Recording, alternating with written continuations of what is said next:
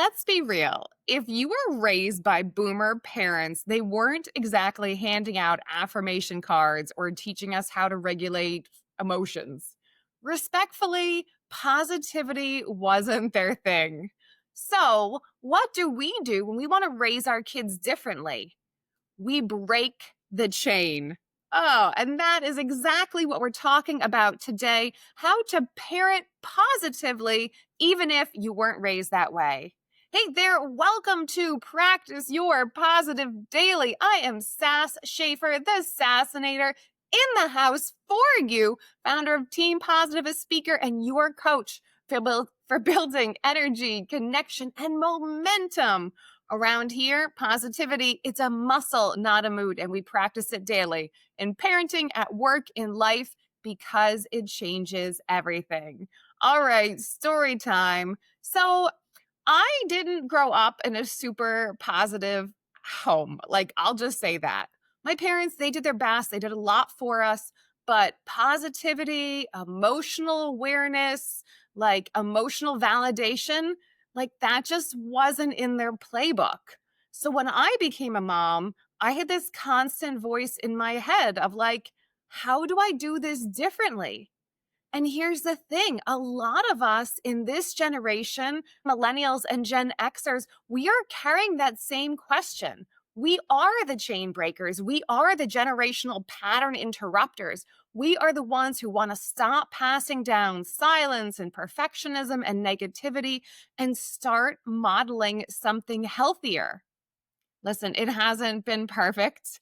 I've overcorrected in some areas. I worry I'm going to ruin my kid. I've cried behind my sunglasses in public more than once.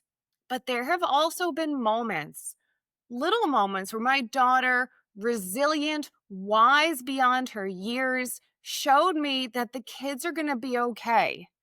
Not because life magically works out always, but because we, you, me, we are going to show up differently than the generations before us. And that is going to make all the difference. All right. So today we're going to talk about 3 little ways to be a positive parent, even if you weren't raised by one. These are 3 of my favorite things, and they come from experience. And believe me, I am still learning them. So no shade. So, number 1, be present, not perfect. Your kids don't need you to have it all figured out, right? My kiddo doesn't care if I have all the answers. She just needs me.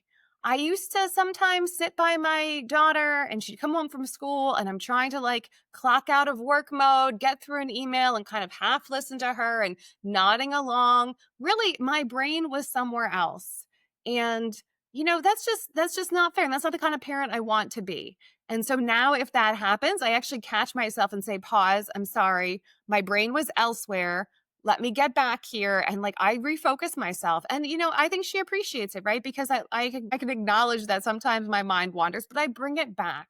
And so part of that is naming what I'm doing and also making a hug and like a ritual when she comes home, right? When she comes home, whether it's from school or from dad's house, making this point of like her and I connecting. We hug, I give good eye contact. We talk about the evening. It's going to be a great night. Just that presence is such a gift.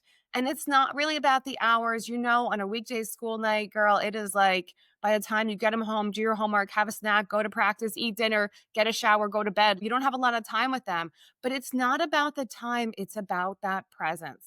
All right. Number 2, we are going to talk about the tough stuff. Oh my gosh, I know. So awkward. Listen, our parents didn't always go there. A lot got brushed under the rug, whether it was normal stuff like getting your period or going on a date or hard stuff, right? Like hard family stuff. It's on us to break that chain and it's tough, but I know you can do it. I know we can do it. So whether it's mental health or peer pressure or even, our own mortality. Our kids need to know that we can handle the tough conversations and that allows them to handle it too. All right. And number 3, model, don't just tell. Listen, I'm a motivational speaker. I love to yap. I'm a yapper, but the yapping doesn't have such an effect on her as my doing. Kids don't just hear us, they watch us. They notice how we eat, how we talk to ourselves, how we talk to others, whether we pursue our dreams or give it all we've got or we don't. You can't tell them to do one thing and then do the other. They're going to watch what you do. And yes, super moms and dads, this includes go, go, go, and never having a rest or never taking care of yourself is just as important to model that self care. Hey, I'm going to sit down for 15 minutes and take a break. I've been really busy. Modeling is how we rewrite the program for us and for them. And listen, if you are working on rehabbing maybe a negative parenting mindset, I'll give you a couple of quick boosts. I want to make sure I leave you with some tactical advice. And so, one is catch yourself repeating an old family pattern. Pause and choose differently. I know there are times where I'm like, okay, pause. And then I change the channel. Another one is if you don't know what to say, admit it. I love saying, listen, I don't have all the answers, but I'm here with you, right? We'll figure this out together. We'll get through it together. And building one small ritual of connection daily. Like I know we all hug our kids. I know we all kiss our kids. I know we all tell our kids, I love you, but really making it a ritual, right? Making it something that is very grounding to you and your kiddos so that you really are on the same page. All right. Positive of the day. You know, I like to leave you with some homework, a training plan. Positive of the day. Write down 3 values you have as a parent, not your folks, but you have as a parent. And this week, as you interact with your kiddo, think about, am I living out these values? And if you're not, hey, don't worry, but do recognize, right? Course correct without beating yourself up. It's positive of the day. Think about your values as a parent and then see if you're living them out this week. Oh, this was a good one. Always needed. I love this positive parenting stuff. If you love it too, let me know in the comments or DM me.